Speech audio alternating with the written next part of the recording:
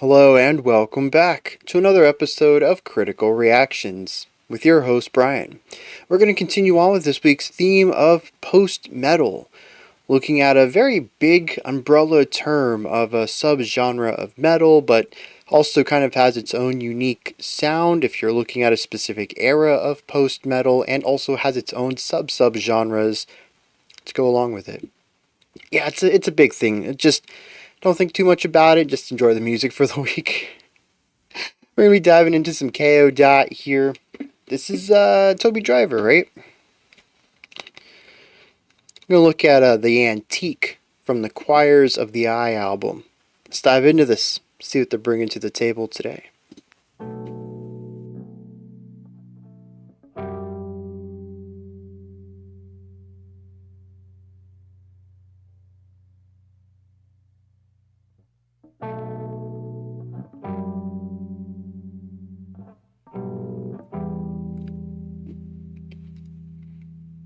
I don't know that this instrument's tuned.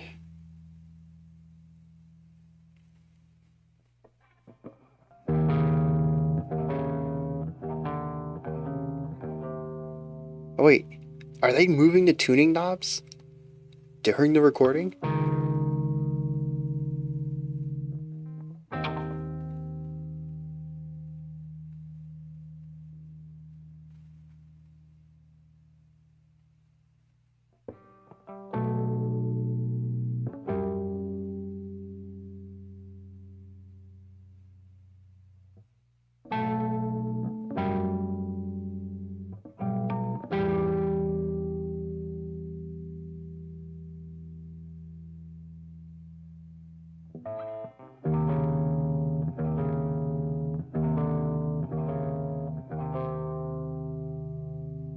I mean, it is called the Antique. You pick up an old guitar, the first thing you gotta do is play around with it. See what kind of voice it has, the color of its tone. Get it in tune.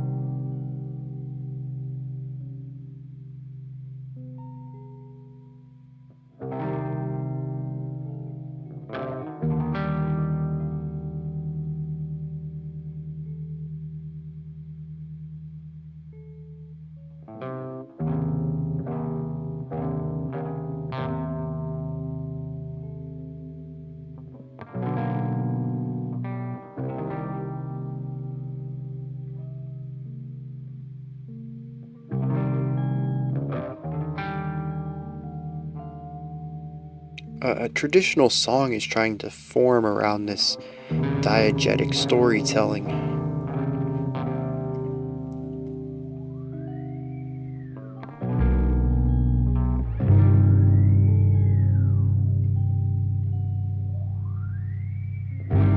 What is that?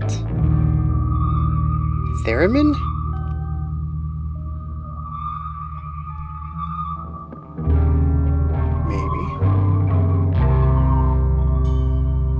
I was gonna say, the two guitars, center and right, they're lining up rhythmically. The drums just started coming in. We're starting to see something form. Alright, the soup's coming together.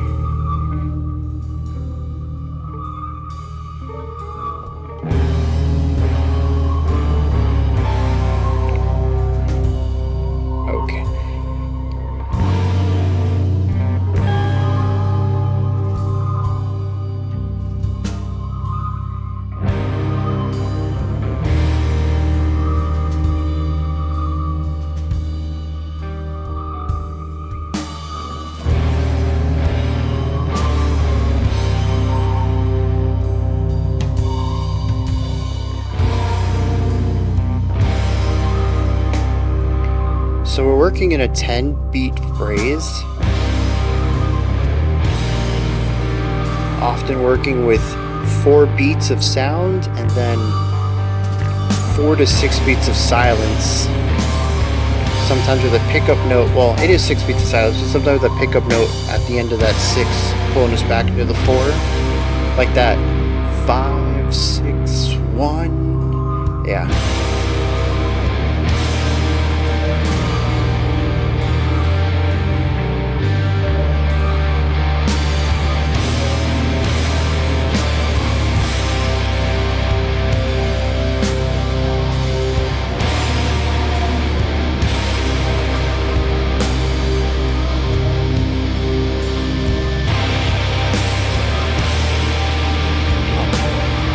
Was only 8 though. Okay.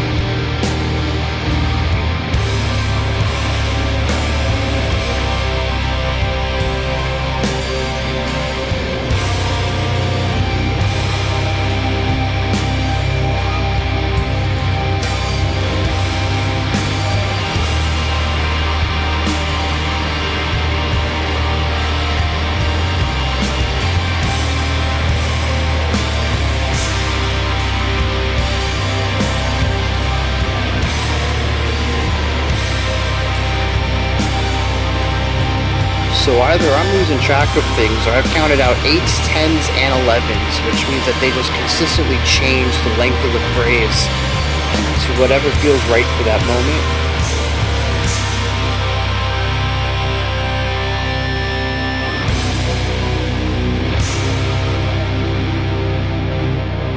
It's been a rather antagonistic song harmonically too.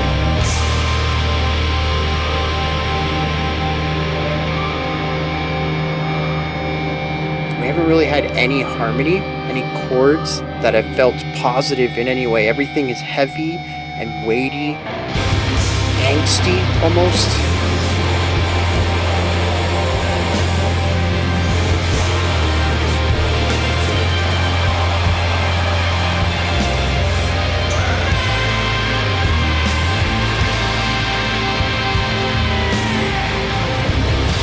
So we've shifted over to a 4/4.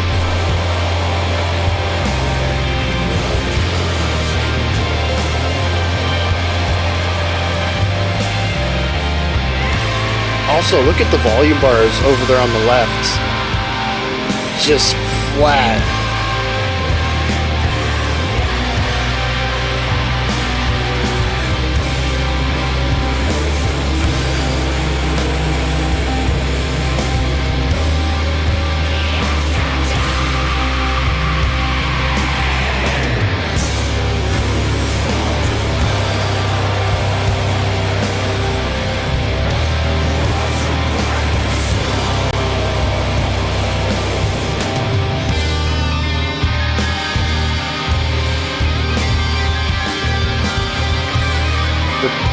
I was gonna say the piano is an interesting idea, but then we also got like the shreddy guitar stuff.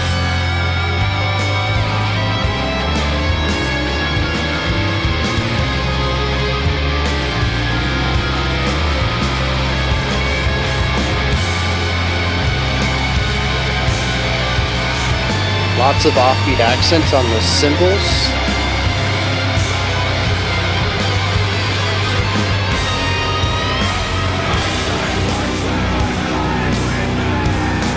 Either the vocals came in on beat 2. I think they did.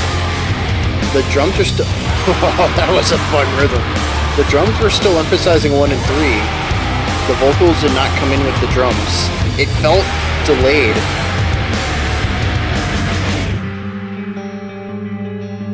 Yeah, just...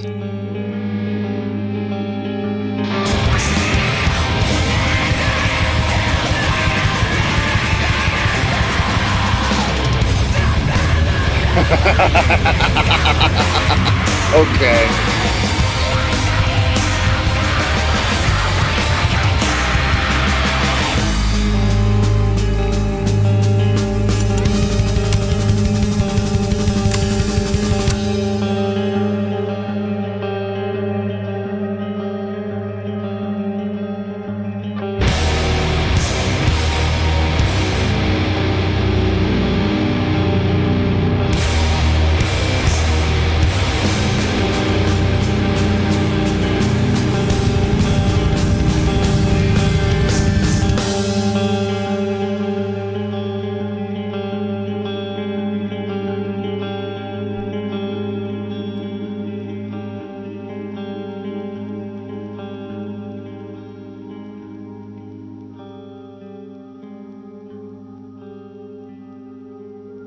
It's a rain? White noise of some sort.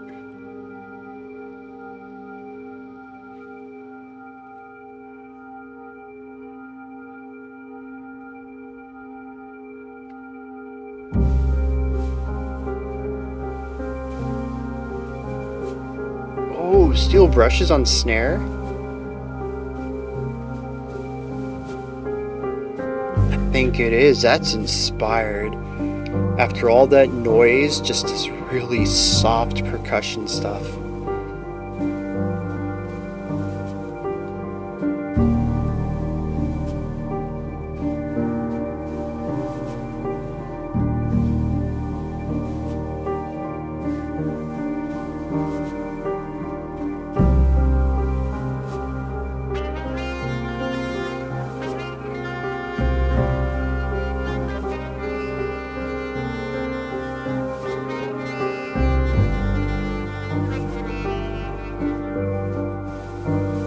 How'd they get that effect? That's a muted trumpet. Or maybe it's muted in effect. Yeah, I don't think I can tell if that's digital or physical mute.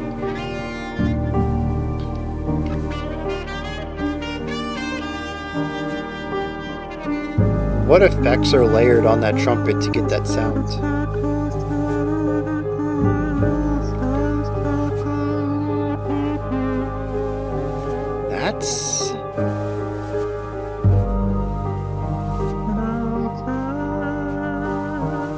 That's unique.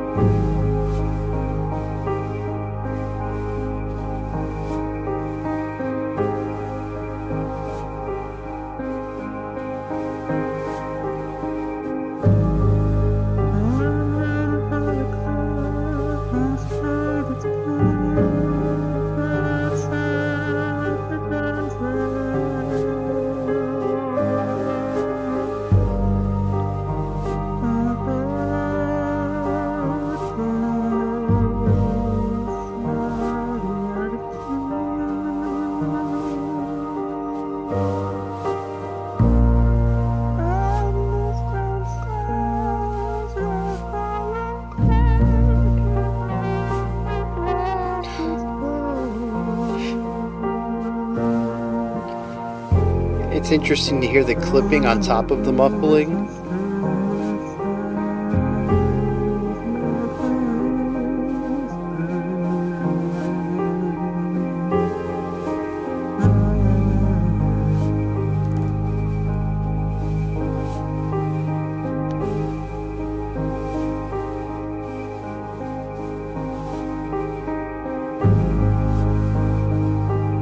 Very static section. I do like all the layers together. That really big, almost symphonic bass drum.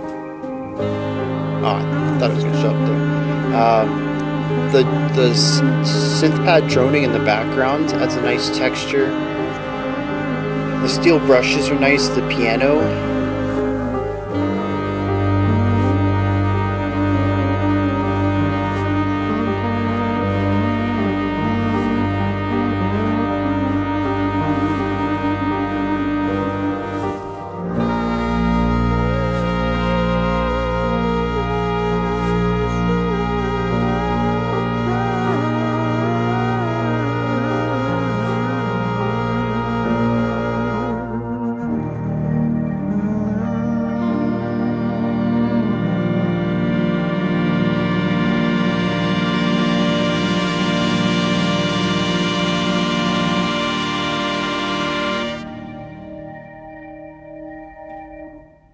do like that synth pad though. It's kind of swirly. There's a cool movement to it.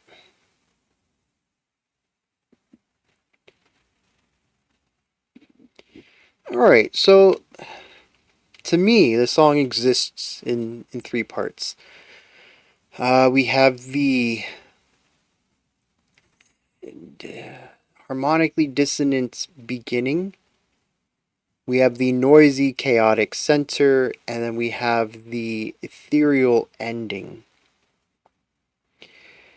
Now, there's a lot of stuff that goes in between all those parts, too. The intro and the outro, I feel, are fairly homogenous in what they are. But that middle section, there's so many different ways of being noisy and cacophonous and dissonant there. And it's easy to chop that up into sub areas to talk about.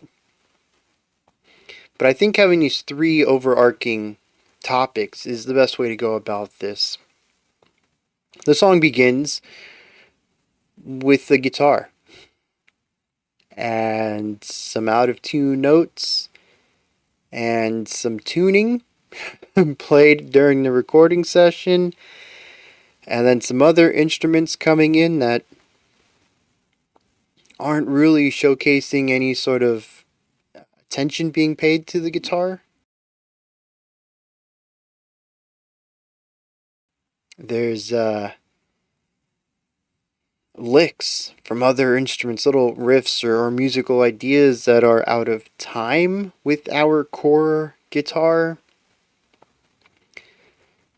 It's a bunch of instruments warming up. You know, I've made this illusion before with avant-garde music, and it's still the way I hear this. I hope one day to unlock this next level of musical understanding where I can get more experimental styles of music, but I'm not there yet. It's been years, decades. Well, no, because when did I start listening? I guess experimental music I started listening to around the time I started the channel. You guys introduced me to some of this stuff. I had listened to avant-garde jazz on my own, but that's really it. And I didn't really I didn't really like that either. I just have too much of myself still stuck on the side of order of traditional composition. It's gonna take a lot to pull me out of that pool, I think. Get me into the other pool. Or maybe have a foot in both pools. I don't know, I'm really stretching this metaphor. I don't think it's working so much anymore. But yeah, I hear a lot of ideas that don't click together. They don't come together to form a whole. And if you just have a bunch of noise, I don't know. Like, that's not subjectively, that's not a song. Objectively, yeah, I mean, we've talked about the definition of music before. Combinations of sound and silence. There's sound and there's silence at the beginning of this. That's a song, right? But to me, like, I'm just so used to music working together to create. Yeah, this does work together to create. It creates an atmosphere of chaos. Yeah, I don't. It's like a gut thing. I don't really think it's definable in speech. I listen to this and I'm like, where's the music, right? But yeah, that's how we start. Everybody's kind of doing their own thing, and I love that moment when it clicks. And I even pointed out, I was like, dude, the center guitar, the right guitar, they just played the same rhythm. It was like 3 beats in time. And I'm like, this is the start of something. And as soon as that happened, the drums started to sneak in. We started to get a rhythm. We started to get a pulse and then a phrasing, time signature, tempo. The song started to develop and to form into something. That was a very cool moment to take the chaos and shape it into structure. And from that perspective, thematically, artistically, beautiful. The intro, still not something I'd want to listen to, but the payoff I think was well worth it. Because that's not a concept you could make without the the loose ends without the disconnectedness of the intro. It does go on for quite some time though, but maybe that also makes the moment when it clicks even more impactful.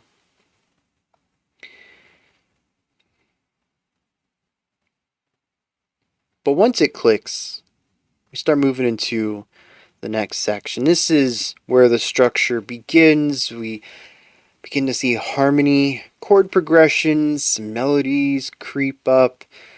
We have a rhythm from the drums. Eventually we get the distorted guitars and the screaming, and this is just, I don't know, 5 minutes, I think 6 minutes of noise and chaos. Everything's working together to create something that feels highly disjointed. There's so many different sounds in here. We have a theremin at one point. We have a drony synth. We have some piano. We have some brass pop up in here. You never know. Any instrument could be around that next corner. There's no limit. There's no rhyme. There's no rules, which I think is something that Kayo does really well. This isn't the first time we've checked this group out, and I don't know if I've used the word limitless before for them, but I think it's a good word to describe their type of music. Because it doesn't feel like there's any rules to this. Anything could happen. It ends up feeling a bit more cohesive. There are some safe areas, safe choices made in this, but I mean safe respectively for Kayo. I mean, because there's also a lot of oddball choices, and that's not to say that any part of this song is palatable in any way. I think there's always some oddity to it. And so this whole middle section is just a series of these little ideas that all sort of chain into each other of how can we make this noisy? Can we throw another instrument in there? Can we put some polyrhythm in there? Hey, this chord feels a bit too consonant. How about we take one of the notes and drop it half a step and really get some dirty, gritty sound in there? It's noise. We have screaming in here, but also clean vocals, I think. And it's a cacophony. It's like a downhill slide down a snowy mountain. You were skiing, and then the skis came out from under you, but there's no trees or anything. You're not getting hurt, you just can't stop tumbling. And that's what the song feels like at this point. It's just this downward descent. I mean, that descent is downward. Into more and more chaotic sounds. This snowball of noise is getting larger and larger. It definitely reached a point where I kind of checked out for a moment. I don't even remember what I was thinking about. I think my brain went blank, which is quite a rarity. to hear just nothing and just be absorbing sonic stuff. Because I wasn't even really thinking about the song. I was hearing it, but I wasn't analyzing it. I wasn't engaging with it. I was in it. I was in that snowball of sonic growth. And it reaches a peak, and then it just quits. As if the song itself couldn't quite take the weight and the pressure of what they were developing. And this takes us into the outro. For as much energy and momentum and change that we saw in that middle 5 or 6 minutes, the final 4 minutes or so has very little change at all. We have a piano on a single scale, maybe arpeggiating. The chord they were in, I don't really recognize, so it's tough for me to say that they were distinctly using, a root, a third, a fifth, and an octave to call it an arpeggio, but that is generally the idea. They start at a root note, there's 2 intermediate notes, they hit the octave, they come back down. We have a droning, swirling synth sound there at the end, and we kick it off with a trumpet solo. Still not sure how they achieved this. I'm sure it was just trumpet recorded into a microphone and then edited in post. But I don't know what kind of effects they put on it. It's bizarre because it sounds like it has a straight mute in it. But it also sounds like it's being sent to me through an old-timey radio with even more fuzziness on top of that. But there were parts of the trumpet playing when it got louder that sounded like it didn't have a mute in it at all. So does it have a straight mute, or did they somehow emulate that through the production? And if so, that's pretty cool. I don't know how you would go about doing that. And that's why I asked, what's going on here? Someone please explain this to me. Because, production, I'm picking up on it. I've learned a lot over the past few years, but it's still an area that I just don't have a lot of experience with. And I'm always learning, but there's so much information about how to make music sound specific ways out there that there's always going to be new knowledge for me. Even when I'm 80, even when I get to a point where I feel comfortable mixing and mastering music, there's still going to be stuff to learn. So I'm really curious about that though. And maybe if anyone has information, is the dude just using a straight mute and that wasn't part of the production? I don't know. Maybe he pulled it out for a couple notes and then put it back into the bell for the next. I don't know. It was wild. I could not get a read on it. And that is pretty rare. I don't like to toot my own horn too often, but a decade and a half of playing trumpet with various styles and various mutes and various trumpets, even with different, made out of different metals, you got to pick some stuff up.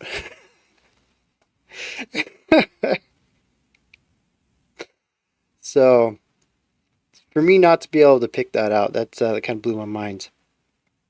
From here, though, we did something interesting. We ditched the trumpet. We brought in vocals with the same muffled, muted fuzziness as the trumpet. In fact, there were times when the vocals got so loud that I couldn't even really make out the syllables anymore. It clipped on top of the production fuzz. And what originally I could kind of make out a couple words, syllables here and there is muffled, right? It's hard to make out entirely, but I could still hear some stuff. This kind of turned into Peanuts adult talking in a couple of places. It made me chuckle. I don't think that the song's supposed to be comedic in any way. I feel like start to finish, this is almost 15 minutes of serious music, but I could not help but chuckle at that because that was the first thing I heard was wah wah wah wah wah wah wah wah. And like I said, it only happened when they got too loud and the clipping was on top of the fuzziness and it just kind of eradicated all clarity, all of the unique characteristics of the tone and turned it into just, a flat shelf of noise. And that kind of takes us to the ending. There's the trumpet sax duet that comes in and that completely overshadows the vocals. You basically don't even hear them. And then we just kind of remove some layers until we get to just that synth for, a bar, 2 bars maybe, and then it's out. And so the song is about taking all of this chaos, these disparate ideas, forming them together into noise. Maybe this isn't even a fully formed aspect. Maybe this is simply finding some sort of control within this loose ideas, all over the place. And you're just starting to tie them together. A picture is starting to form, but it's still chaotic. It's still not complete. And it isn't until the end where we begin to really tie everything together, to pull those strings until the puzzle all comes together. That's a terrible metaphor. But the picture clears up quite a bit at the end. We lose a lot of the dissonance. We lose a lot of the chaos. We lose the metric stuff that's going on. Harmonically, it lightens up a little bit. It's still not major. We're still not looking in the major key, that's for sure. It has a little bit of darkness to what little chordal movement we get. but it is a lot more optimistic than some of the terrifying stuff we heard in that middle third of the song. And so, in a sense, it's sort of like a creation of life from a bunch of disparate ideas or strands of DNA or whatever, forming together, molding into something that makes a bit more sense, and then, forming into the life form itself. I don't think we ever really get there if that is the intention of the song. It could be about crafting an idea too, though. I go back to the idea of the antique. I mentioned at the beginning, it's not really songy. It does feel like what most guitarists are going to do when they pick up a guitar. And it doesn't have to be an antique. If you have ever played guitar and you've gone into a guitar store, you've gone over to your buddy's house who has guitars, whatever, the first thing you do when you see a guitar, hey, can I play it? You have no idea what you're going to do, but you want to hear what it sounds like. It has a different body, different material, different strings. It's going to have a unique voice. You want to hear it. It's built into musicians. And not even just guitarists. I'm sticking with that because we have an acoustic guitar at the beginning. But, I mean, there you have no idea how many times that as trumpet players, we would trade around trumpets just to see. Does this one help my range any? Does it brighten up my sound at all? How do I work with it? All these different things. Never trade mouthpieces, though. That's disgusting. You stick with your own mouthpiece. um, but yeah, so like, I totally get this, right? You find an old guitar, the first thing you want to do is just strum it, see what it sounds like. And that's exactly what the beginning of the song is. There's some tuning that goes on in there. Never really clicks to a point where I think it's in tune, but whatever they landed on is the tuning they wanted. It's a very dissonant tuning, but they liked it. And then the band starts to come together and we form a song out of it. I like that frame story for the intro. I'm just not entirely sure how the rest of it works within that, unless it's simply the birth of a concept. A person inherits an antique guitar, falls in love with it, tries to form a band. Making a band is rough. Making music is rough. It's tough. It takes a lot of energy. But eventually, blurry ideas start to form into something clear. And by the end of it, hopefully, you have a song that you enjoy playing, that you think is worth throwing out there into the ether of the world for other people to listen to if they choose. Maybe that's what it's about. I don't know. I do like the idea, though, just to reiterate. I know I've gone on a few tangents with this. To reiterate what I feel on this track is a bunch of disparate ideas pulled together and forced through constant evolution to form something really beautiful at the end of the track, even if it's not perfect. And maybe that's the point too. If you just picked up a guitar and you just tried to start a band, your first output isn't going to be perfect, but it's going to be beautiful. It's going to be you. Your first ever way of expressing yourself through music. Why wouldn't that be beautiful? I'm going to have some lyrics here. I have no idea what was going on with this lyrically. It was either screamed at me or muffled through production. I'm going to laugh so hard if it has nothing to do with creating something out of nothing. Oh, that'd be wild. I have no idea what's going on in this.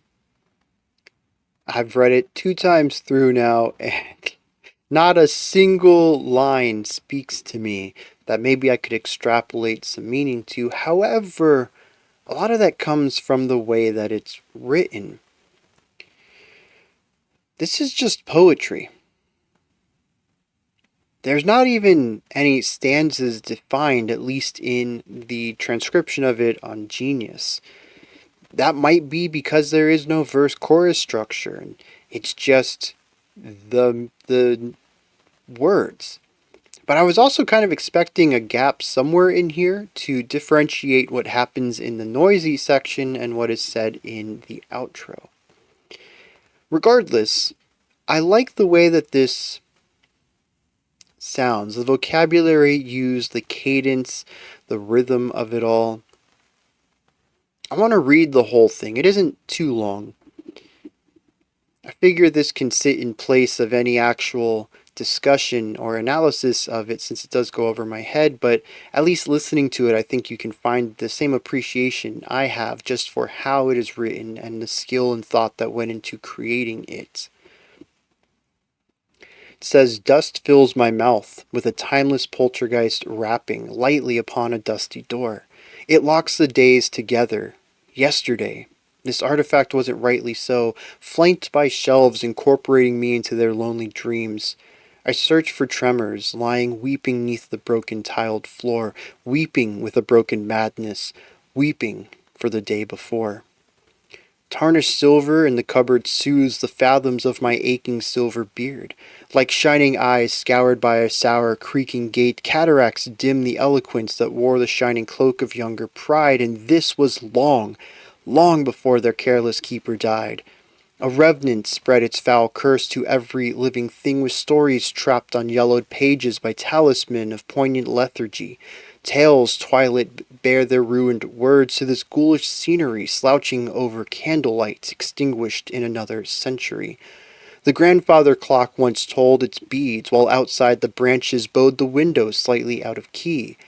And this downstairs, where a forlorn clock has since lost its faith, and a house's stale breath sighs like the whispers of a wraith.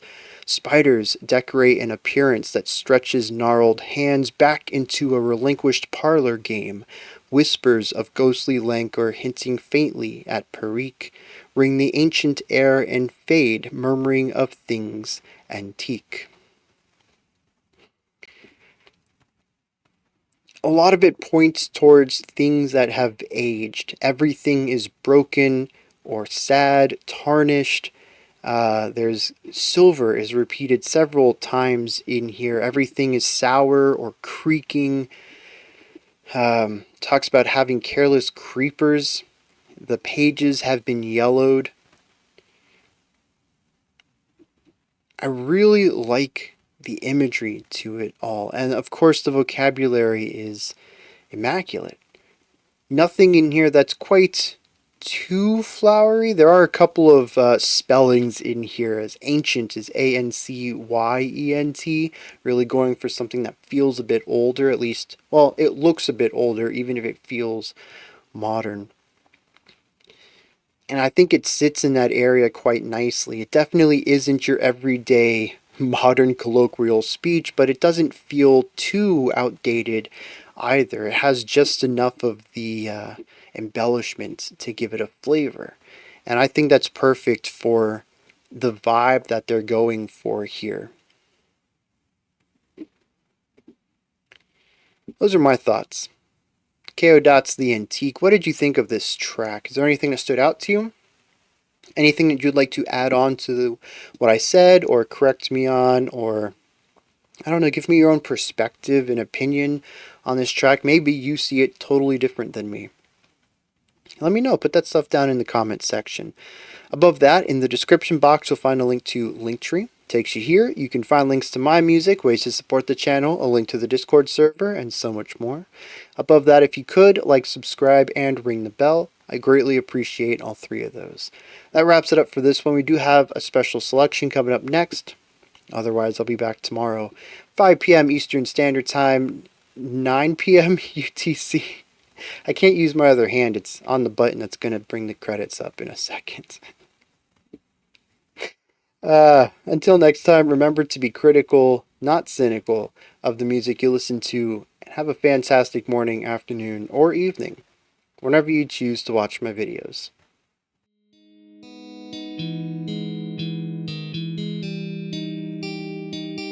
Yeah, if I was going to move my finger, though, to put the, to make the 9 up there, I would have had to look back at the little thing so I could put it on the credits button again. And I like to have a fluidity of, eye contact during the outro. Anyways, y'all have a good rest of your day.